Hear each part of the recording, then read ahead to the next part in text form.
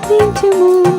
నీవు ఎంత చిన్నవైన సాతానెంత పెద్దదైన యేసు నామములో నీవు ప్రార్థించుము. ప్రార్థించుట తోడనే సాతాను భయముతో నీ నుండి దూరమవును. ప్రార్థించుట తోడనే సాతాను